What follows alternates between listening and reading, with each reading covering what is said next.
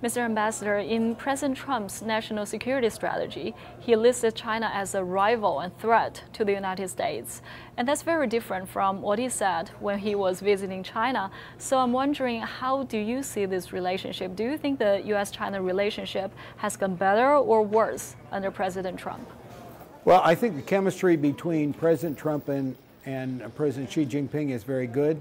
They've had 3 meetings, Mar-a-Lago, the recent trade mission, of course, state visit to Beijing was outstanding.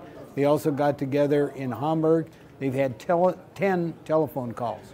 And the president's granddaughter has spoken in Mandarin, and that's been very impressive to the people in China. So there's a lot of big issues and challenges.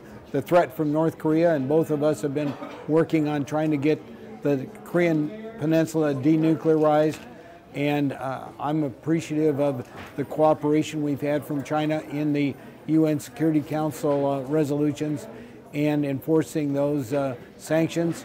And so we also, the trade issue, we had over $250 billion in deals that were signed during the president's mission.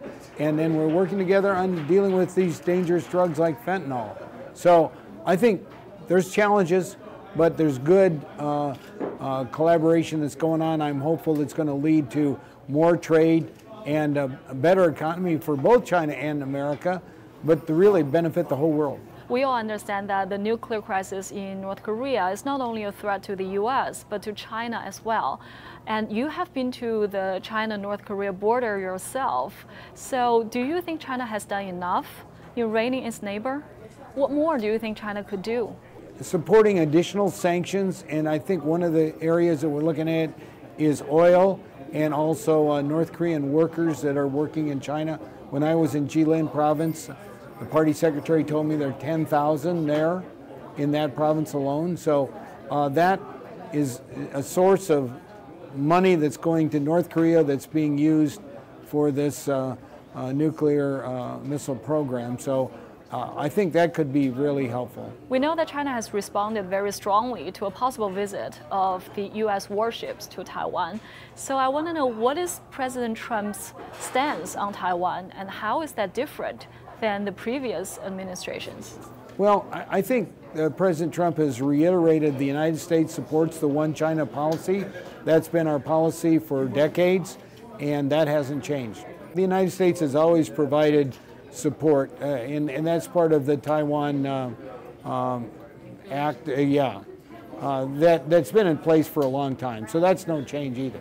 What are some other issues that you really want to stress with the Chinese government during your tenure as ambassador?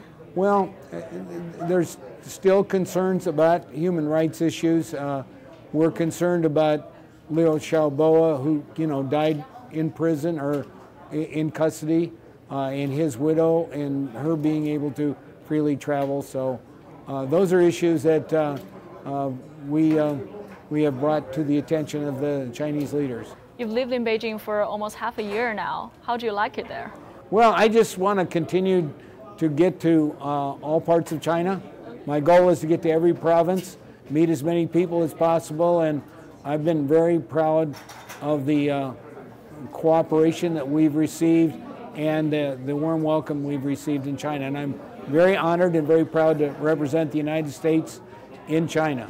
And your grandchildren now live with you in China. How do they like it? They love it, and they're learning Chinese. And they can sing a happy birthday in Chinese as well as in English and counting, and at just 5 years old, that's pretty good. Thank you, Mr. Ambassador, for taking our interview.